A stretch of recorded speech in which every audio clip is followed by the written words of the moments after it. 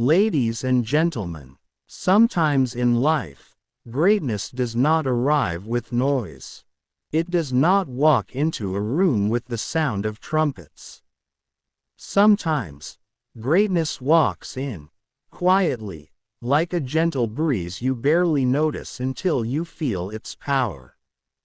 In the year 1937, in the bustling city of Bombay, now known as Mumbai, a boy was born into one of India's most prestigious business families. His name was Ratan Tata. From the very beginning, Ratan's life was not the picture-perfect story you might expect from someone born into wealth. In fact, his childhood would teach him one of his first and most important lessons, that life will not always give you what you want, but it will give you what you need to grow. When Ratan was just 10 years old, his parents separated. It was a time of confusion, of emotional turbulence. A young boy who could have had every toy in the world found himself craving something money could not buy, the togetherness of a family. He and his younger brother, Jimmy, were raised by their grandmother, Lady Navajbai Tata, in a loving but disciplined environment. This early fracture in his family did something to young Ratan.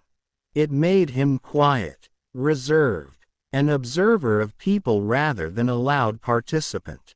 In school, he wasn't the boy who shouted the answers. He was the boy who sat at the back, thinking deeply before speaking. But there was one thing about him, even as a child, that everyone noticed. He was kind, not just polite, genuinely compassionate. He would stand up for a classmate being bullied, share his lunch with those who forgot theirs, and speak with respect to the school janitor just as he would to the principal. Learning to build, brick by brick. After completing his schooling in India, Ratan Tata went abroad for higher studies. He joined Cornell University in the United States, where he studied architecture and structural engineering. Why architecture? Many expected him to take up business studies, given his family background.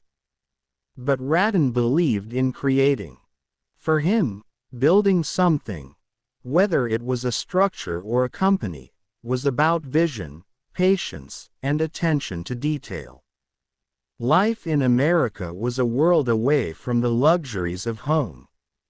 He lived on a budget, cooked his own meals, and experienced what it was like to be just another student, not a Tata. This experience would later shape his humility as a leader. He also attended Harvard Business School for an advanced management program. But here's something important. His education was not just academic, it was life education. He saw people working multiple jobs to pay rent. He saw innovation born from necessity. And he learned that comfort is the enemy of growth. The humble beginning at Tata Group. When he returned to India, it would have been easy for Ratan to walk straight into a plush office with a big title. After all, he was a Tata. But he didn't. Instead, he chose to start from the bottom, quite literally. His first job in the Tata Group was on the shop floor of Tata Steel, in Jamshedpur. There, he worked alongside blue-collar workers, learning how steel was made, how machinery operated, and more importantly, how people worked. He didn't just visit the factory for a photo op. He stayed there, ate in the workers' canteen, and listened to their problems. Years later, he would say, "Greater than, I wanted to understand our businesses from the ground up, because leadership is not about giving orders. It's about knowing what you're asking of your people."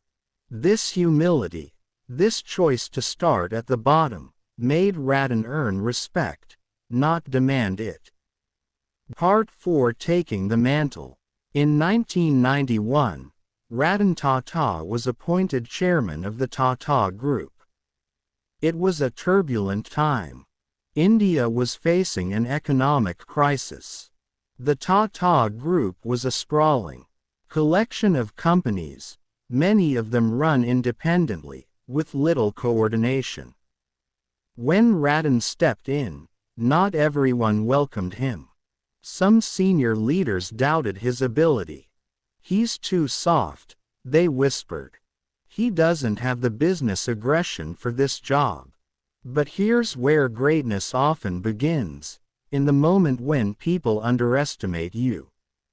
Ratan didn't respond with loud speeches. He responded with quiet, consistent action. He began modernizing the group, encouraging innovation, setting global ambitions. One of his boldest moves was insisting that the Tata brand should be the common identity across all companies, something that faced resistance at first, but would later become one of their greatest strengths.